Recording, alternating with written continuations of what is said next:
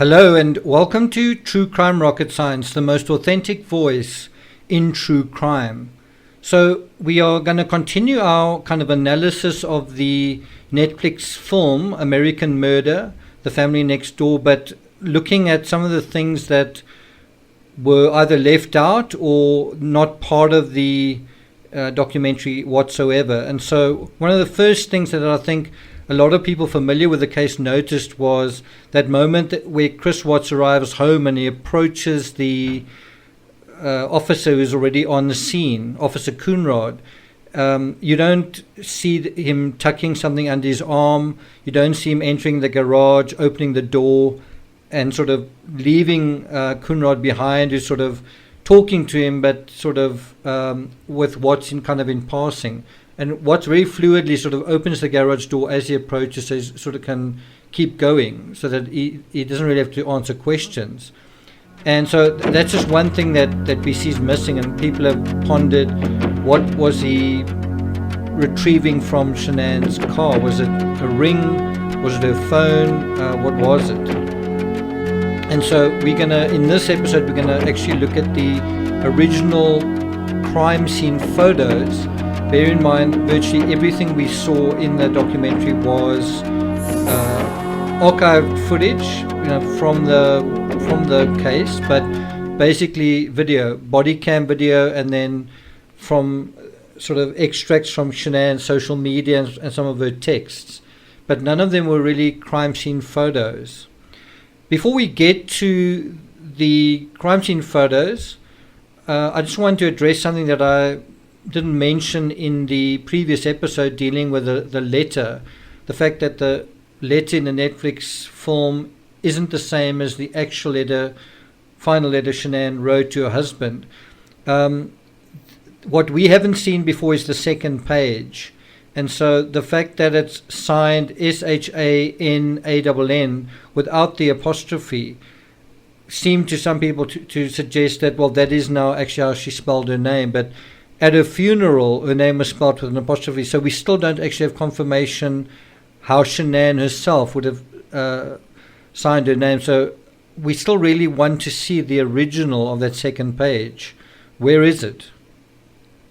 In terms of today's episode, I'm not going to go into the deep analysis that True Crime Rocket Science is known for. There were certain elements inside the house that I paid particular attention to. For example, and this is kind of an allusion to the title image of this episode, where you see the couch, the loft couch with the cushions, and there's an arrow pointing to it. Well, that was where Shanann's phone was actually ultimately retrieved. And again, that is asking kind of the question, what did Chris Watts do when he entered the house? Did he put Shanann's phone there? Was it there all along? Did he get it out the car? But I think I'm pretty certain that the phone wasn't under the couch when he left the house. It may have been in the house all along, but it's also possible he had it with him. And it was turned off, which I think is significant. What we also know is the Apple phone can, I think, give off a signal when it's off. So I think it's unlikely that he had the phone with him, but he did turn it off when it was at home. This is something that would have come out in the trial. The other thing that we don't see is we sort of see Nicole Atkinson turning her son away. And actually what happened was it was her son who found the phone under the couch and didn't want to give it to Watts, but Watts asked for it and then ended up giving it to actually they never really gave it to the officer. They both, Watts and Nicole Atkinson, sort of studied it. They turned it on and then studied what was on it.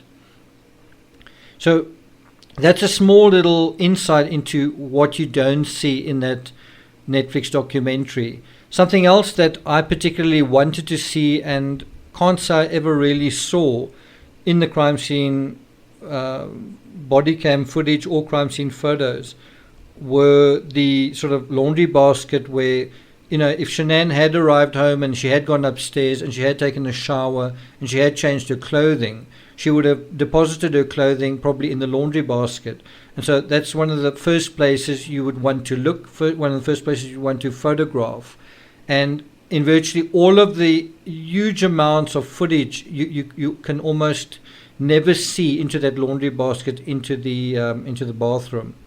Something else that I would have liked to have seen better coverage of is the basement, the bed in the basement, the router in the basement, the medication in the basement, all that kind of thing. Something else just to touch on quickly is when Chris Watts arrived, there was nothing on the island kitchen counter, and a little bit later Shanann's purse was placed there and Nicole was checking the medication. So that moved, a purse moved from I think the office to the kitchen counter. Something else to add just while we're in the kitchen is when the detective and Chris Watts were in the kitchen, you have the detective on the left-hand side, Watts on the right-hand side, and they're sort of talking and they're trying to sort of figure out what's going on, and you actually see the detective's eyes start moving towards the refrigerator while everyone's talking, and you kind of see Watts looking towards him. This is in the body cam, looking towards the detective, and he just has a kind of a worried look on his face, and then later turned out there was a blue nitrile glove recovered on the top of the refrigerator, sort of behind it. So it is possible that he placed that there also when he entered the kitchen. It's hard to say. It may have been placed at another time, but a blue nitrile glove is something you might use in a manual murder to, prevent yourself from leaving evidence behind. Now, one of the enduring mysteries is, well, what happened to the other blue nitrile glove? And I'm going to address that in this episode. There's some people who think that it's below, in the bedroom, below the bed. And I'm going to just talk about that when we deal with the crime scene photos.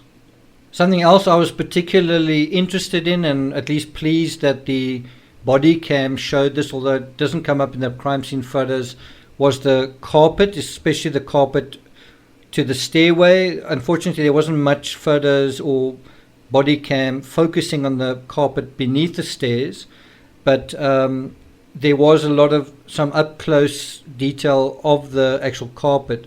I believe Shenan was brought down the stairway, and so I was expecting to see something left on the stairs, whether excrement or fibers or smudge marks or whatever. And that brings us to the fabric of the bed sheet. A lot of people still think today that Shenan, that the what is thrown into the trash was a bed sheet, but it also included pillow covers, and the stains that were actually found, which is arguably the only actual evidence, was actually found on a pillowcase that was used to pick up excrement. Some people believe it was mascara that was Shanann's face pressing into the pillow cover. I don't believe that is the case. And so anyway, you can see some of the arrows there pointing to what is in the trash.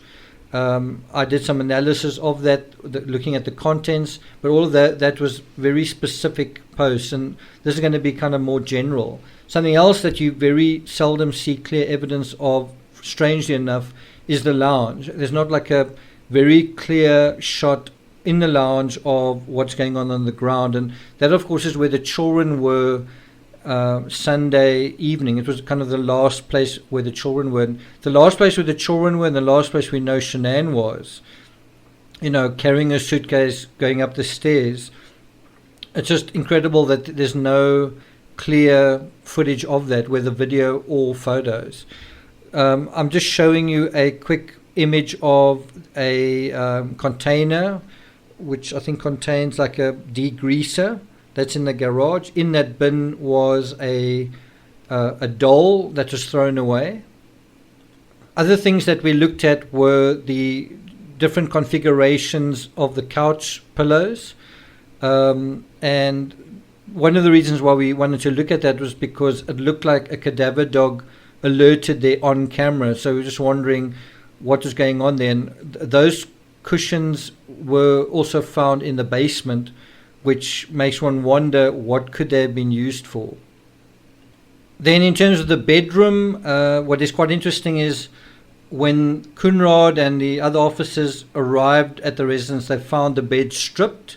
So in other words, they found the bed completely just with the original sheet on it and everything else off, all the pillows off, all the the comforter off as well. That was very unusual. It wasn't the sort of thing Shenan would do. Shenan was a very clean kind of person. And then the next day when they arrived, in other words Tuesday, Watts had made the bed and made certain changes to the house which people weren't 100% sure about. And then, of course, that is when the cadaver dogs arrived, and people expected the cadaver dogs to find something, even if Chris Watts had cleaned things up. And the surprise was that their signals were sort of not very clear, just sort of mixed signals. So that is something we want to sort of pay a little bit of attention to, is on what side of the bed did Shenan sleep on, and what was going on both sides of the bed. It's really asking the question, did Shenan go to bed that night? Many people think that she did simply because she was wearing a different shirt. So there are various other things that we've looked at over the course of weeks, months, and eventually years. One of the things was the tattoo on Chris Watts' back. What was it? We found out that it was a Metallica tattoo, which has kind of been changed to some extent, but it did turn out that he was a big Metallica fan. On Shanann's social media, he'd gone to concerts and got a Metallica shirt and so on. There's so much that one can look at from Shanann's social media. What is some of the comments that are there? The type of truck Chris Watts drove and some of the details surrounding that, the camera that the neighbor used, where it was located, how it was oriented, and all that kind of thing. We're not really going to deal with in much detail now. I might get to it later on if you guys find this video interesting, but it's not really what we're going to look at now. So without any further ado, I think it's already about 12-13 minutes in. I'll put that in the description just so that you guys can jump to it. We're going to now start with Officer Walje's photos. I think they're around about 20 or 30, and that's from the Discovery, and we're going to go through them.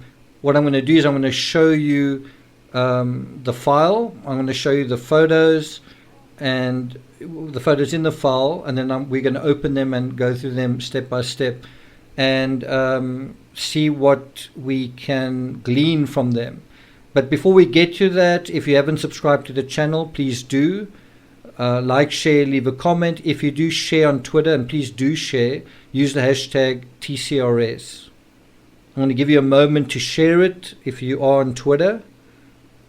And while we're talking about that, I just want to thank the 200 or 300 people who've subscribed in the last 2 or 3 days. It's good to have you here. If you're interested in the Watts case, you're definitely at the right place. Okay, so I hope those of you who are on Twitter have shared this particular post. And let's get started. So the trick is to synchronize what I'm saying to the video here, and basically what you can see there are the people sentencing exhibits, but this is all from the Discovery. There's just a heck of a lot of information, lots and lots of files, and one of them is the crime scene photos, which we're going to get to in a second. So if you go down to the video of the well site, there it is, Walje photos, house, Shenan Watts, and there you can see it's 1, 2, 3, 4 columns or lines, and it's around about 1, 2, 3, 4, 5, 6, 7, 8, 9, 10, 11, 12, 13, 14. So yeah, more than 40, maybe around about 50 photos. So we're going to look at those. But the reason I'm showing it to you like this is just so that you can see that these are authentic. These are the original photos. And we're now going to head to the Walje file, and we're going to open the first photo, and we're going to go through them chronologically. Now, before we look at the first photo, I've got to admit I was a little bit disappointed. I was expecting crime scene photos with those cones and yellow beacons and the numbers on them. I was expecting to see evidence. I was expecting to see something clearly had happened, and what you're about to see is that, like, a lot of nothing. There's no obvious evidence of a crime. And again, if you think Chris Walje is a dumb criminal, I'm not saying what he did was smart, but certainly in terms of cleaning up his crime scene, he did exceedingly well. He was able to defeat the cadaver dogs, and he was able to certainly disorientate the investigators, because, let me be explicit, 2 years later, we still don't know where the crime happened, when it happened, and we can't be certain who was murdered first. Of the 3 victims, we can't say for certain who was murdered first. Okay, so with that in mind, let's start our examination of Officer Walje's crime scene photos. So this next section is going to be about 23 minutes, and I'm viewing it on a image viewer called Picasa. And again, I'm showing you the video editor so you can see. And so what we see in the very first photo is an exterior view. This was on August 14th, so the night. This was on Wednesday night. And you can see those little square windows above the garage. That's how Nicholas Atkinson was able to see the car in the garage. What we want to look at here is the driveway, and how. So first of all, you see the light sources, that there at least 3 of them, and you can see the shadow of the officer there is kind of diffuse. It sort of disappears. It sort of goes forward and then disappears. There's a line in the driveway there. The watch truck was sort of parked slightly to the left of that line from the orientation that we're looking at it. So there's also a line. The driver is also sloping down, but there's another view of it. So you can see that there are lines in the driveway that slope down. There are 3 light sources. You can't see the light source on the Trinastich side, but there is one there. There's also a light source on the Betu Marcu property. And now we go into the next image, and this is the officer standing by the door, and you'll note there's a window which is giving you an idea that you wouldn't imagine the crime would have happened, Shanann's murder would have happened in the lounge, because someone could see directly into it. This is Bella's room through the door, and that's her bed. You can see there are pillows on both sides to kind of keep her in. So she's no longer sleeping in a cot. But that is quite a big bed for a little child. It's even got a headboard. It's quite a sort of almost like a designer bedroom. There's some black and white, tasteful black and white images there, which Kessinger said she saw, and they upset her. She was like, why would you want to leave this? And, you see that picture of the ribbon around Shanann's belly. Of course, Shenan was pregnant at the time. And did Nicole Kessinger see that particular image? And there's another one on the right, just sort of a happy family photo. And the room is sort of color coordinated, kind of like a purple. Anyway, you can see through that corridor there, through the door, how close the loft area is to her bedroom. You can see right into it where the phone was. Now we're going to the next photo. It's just another one. You can see that sort of book rack's got the same color coordinated shelves. Bella's got a name above the door. There's some more photos in the loft that Nicole Kessinger said that she saw. This was in Cheryl and Cadle's book, something that Chris Walje mentioned, that Kessinger got quite upset when she followed Dita upstairs and saw those photos. Now we're going to Cece's room. And you might say, well, what is there to look at? Well, there are a few things that we do want to look at, one of them being the camera the camera that is, going to feed into the baby monitor. And so we want to see, well, was it set up? Because Chris Watje said, is watching the children through the baby monitor in the original confession. So we're looking at that. We're looking at where that is. Did you see it in Bella's bedroom? Now, bear in mind, this is supposed to be the scene where Shenan strangled Cece, according to the first confession. This was basically the murder scene, and then also where Chris Watje murdered Shenan. Now, at this point, the bed is already made. Why would you make the beds if he knew the children were deceased, if he knew the children weren't coming back? So there's an orientation from the camera down onto the bed.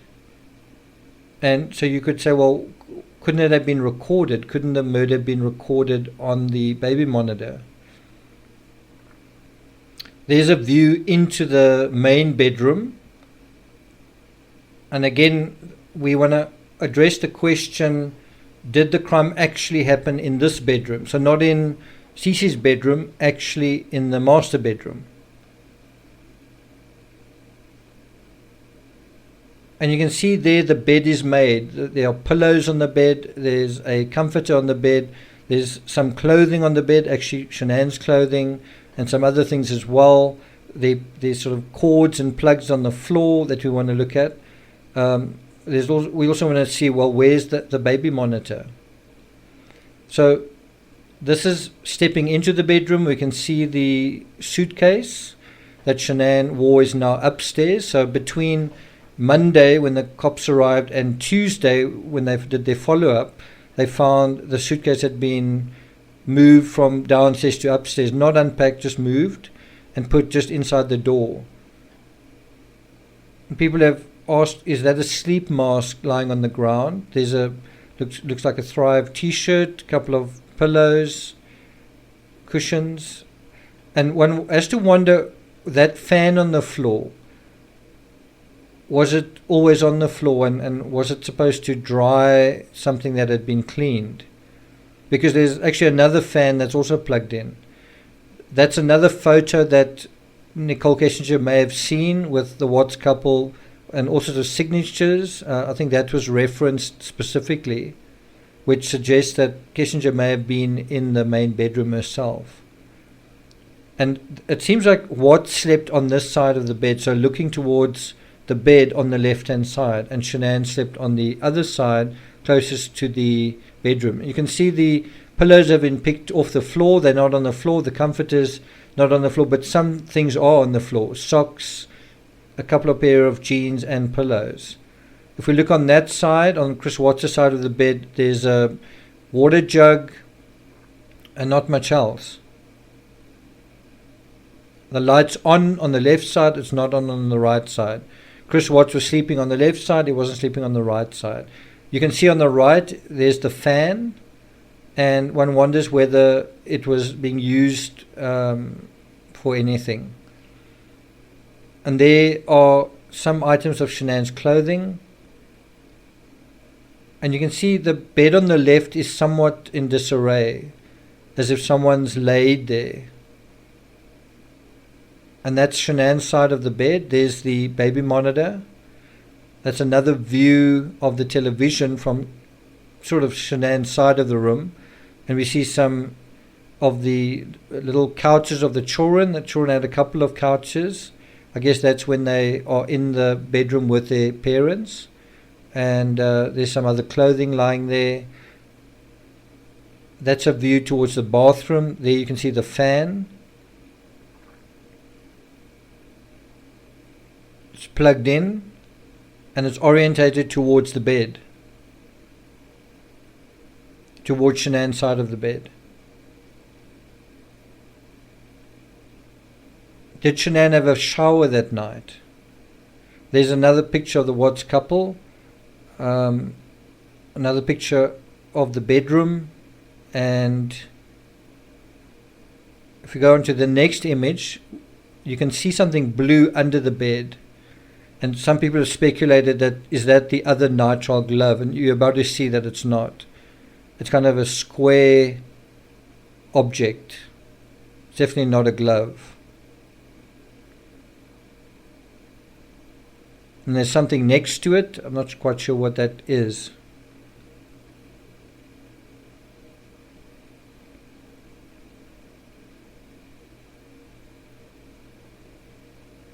So you can see the comfort is pulled over, and someone has been lying on that side of the bed. That is where Chris Watts slept on Monday night, even though he didn't sleep in his bed on other nights. He didn't sleep in that bed on other nights. And that's the view through the bedroom towards the laundry, I think, or towards Cece's room. There's the suitcase. And that's a view from with your back to the TV, to the bed. The right side is where Shenan would normally sleep, the left side where Chris Watts slept. Now bear in mind, they didn't actually sleep together in the last 6 weeks. They didn't sleep together when they were in North Carolina. They didn't sleep together when they were back in Colorado. But apparently they slept, according to Chris Watts' version, on the day of the murder, and they had sex. So you can see how close the loft is, and there's an item of clothing hanging over it, which is quite strange because there was no item hanging over when Baumhover arrived. You can see just how close to that stairway the bedroom is. And there is a comforter lying on the ground, and there's Shanann's clothing. And she actually wore that jumper on the 10th of August when she flew to Arizona. So that was what she was wearing.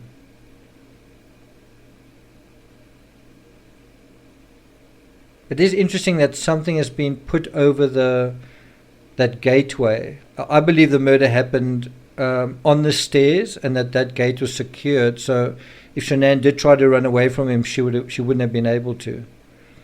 So this is Shanann's side of the bed, and this is quite interesting. Now, as I said, there's very little evidence. It's kind of a boring crime scene from that perspective, but there are a few little details that we want to look at. So first of all, we want to make sure that the baby monitor was plugged in, and we want to look at what was plugged in and what wasn't, because there are quite a few cords that are competing for that socket. And there's something very important on this side table. See if you notice. See if you notice it.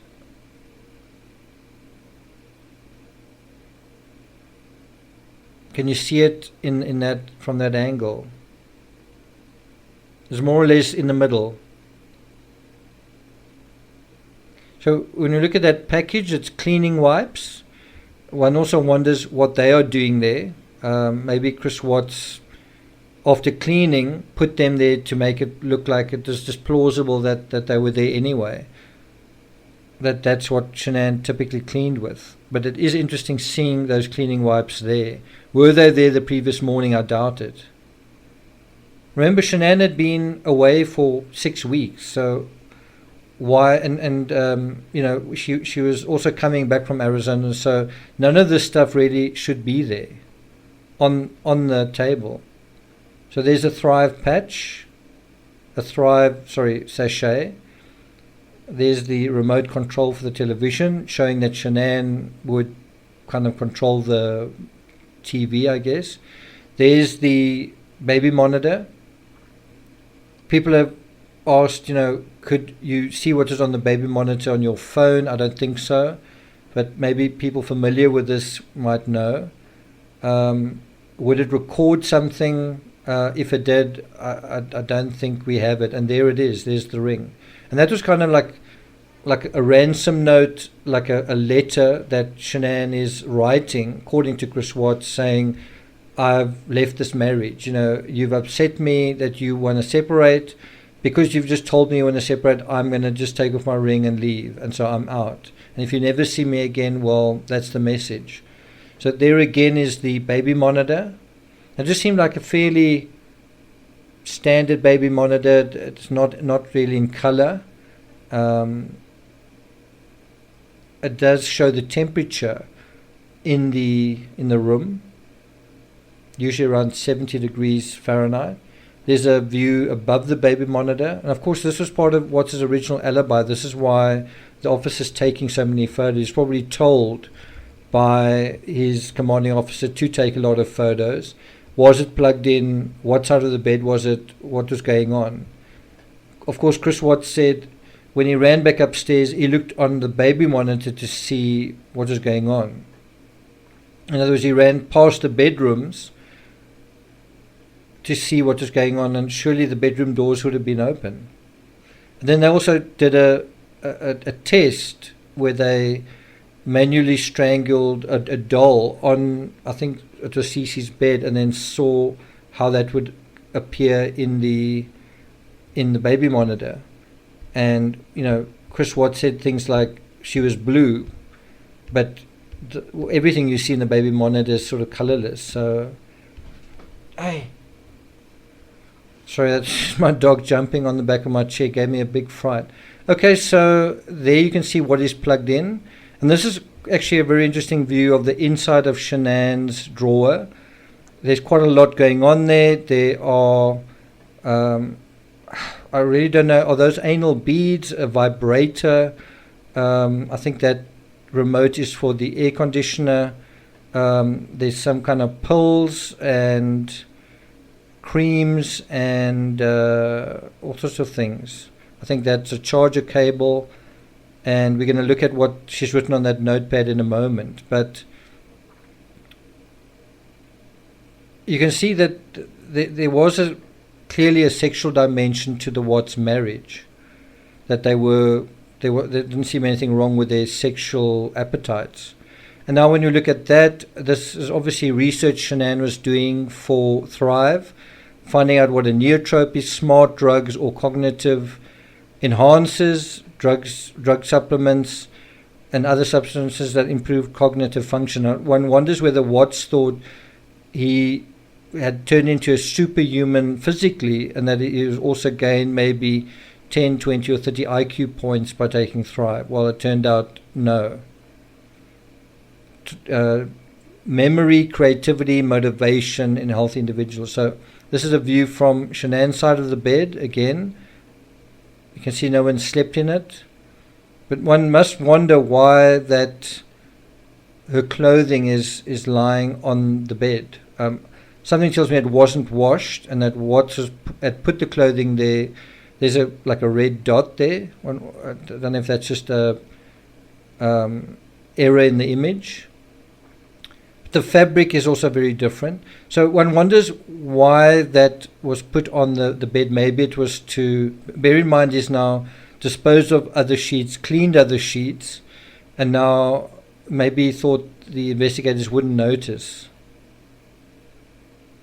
And now obviously Shanann's DNA would be on that jumper, and then also on the sheets, on the new sheets that he's put on. So, if this had been a slow investigation and they'd just not really concentrated and dropped the ball, they may have forgotten the detail of the bed being made. And if they then found people and examined the sheets, they would have believed his story. Oh, well, no, we found her DNA in the sheets. She did go to bed. So when we invert the colors, we know that Chris Watts had phone sex with Nicole Kessinger, well, according to him, on Sunday night in that 111-minute conversation. These are obviously the wrong sheets to be doing this with, but it's just interesting to have a look. Are there any sort of discolorations on the sheets?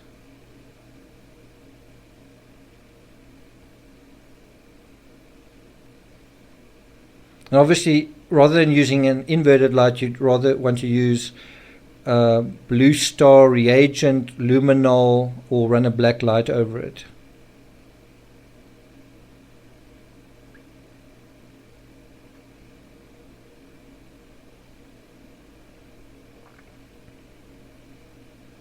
So there's a close look at Shanann's clothing. You can see there's jeans, like a short pair of jean pants. There's the jumper that's branded Lavelle that she wore at the airport. That was when she was sick. She said she feels too weak to stand, and that was actually also the anniversary of the Watts couple, the 10-year anniversary since they'd met. I think what she called their dating anniversary. She wore that to the airport on the 10th of August, just before a flight to Arizona.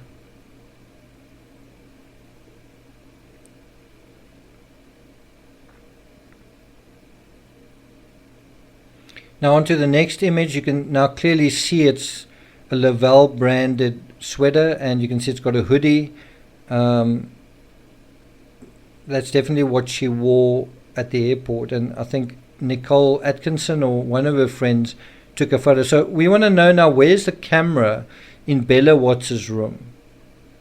And it's quite well camouflaged, it's quite difficult to see. So again, we want to just invert the image to see if we can see anything on the carpet. There was a mention that a cadaver dog alerted under a bed in one of the children's rooms. This is the best view we have of the carpet in Bella's room. Can you see the camera? Look carefully. There it is. There it is. Kind of not so easy to see, but there it is.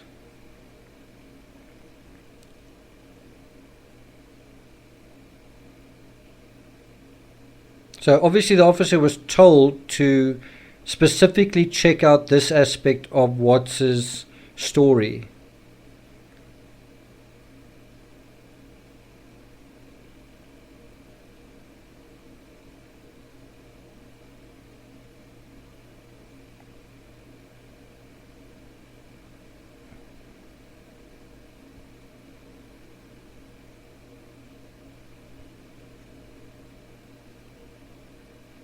So this is Cece's bedroom, and there seems to be a small little discoloration there. It's difficult to know what to make of it though.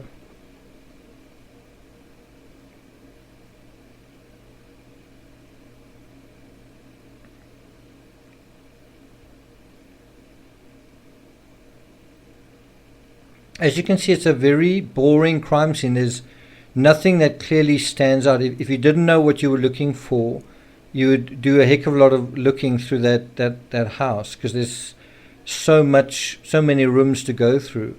So this is a shot from the kitchen counter, and if you zoom in, you can kind of see the warrant, and obviously the document on the left you can actually find in the discovery, but we'll get another look at it in a second. So this is from the I guess district court, but it's a search warrant. I don't see a date on it, but it was certainly after the 14th at night, or after the 13th. So, and then if we sort of zoom in at there's a case number, and we'll get another look at that. That's less blurry in a second. And so we've got two images to go. This is the back of the laptop. Now it's been placed over that document. And they're going to check the browser history. I don't think they found very much, but we don't know about that. So there we get a fragment of the search warrant. We can see child's bed, baby monitor, master bedroom, comforter, and a pile of, I don't know if that's clothing, but there you can kind of get an idea of what they were actually looking for. They're basically looking at all the beds. They were looking at the baby monitor and the angles and all that kind of thing, and they would arrive later and do a kind of experiment on that. And so that is it. Those are the crime scene photos.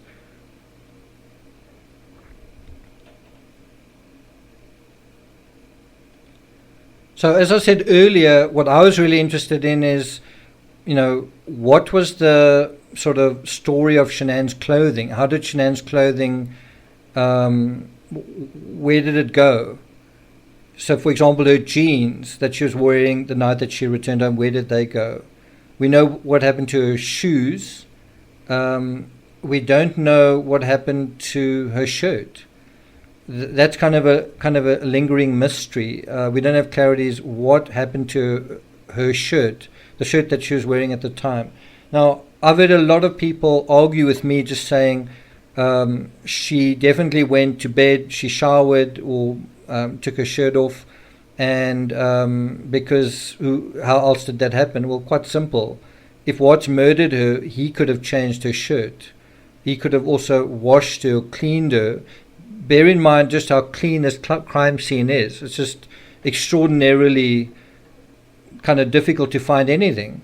And so would he not have, if he had attacked her and strangled her, changed her clothes so that fibers from his own clothing could be removed, and then he could wash that, and then just put a different shirt on? Now, the Lifetime movie dramatized this as Shenan did go upstairs, found Watts in bed. I don't think he was in bed, just based on the fact that he wasn't in that bed for the past 6 weeks. And he didn't want to be in bed with Shenan. He didn't want to sleep with her. He wanted to sleep with someone else. But the fact is, anyway, in the Lifetime movie, it depicts Shenan going to her bedroom. She doesn't check on the children, just goes to the bedroom, doesn't check the baby monitor either, and slips her jeans off and kind of gets into bed. So even the Lifetime movie intuits Shenan herself, not even removing the shirt that she was wearing. But I kind of get the idea that they either didn't know or didn't bother with the fact that her shirt was, when her body was recovered, she was found wearing a different shirt.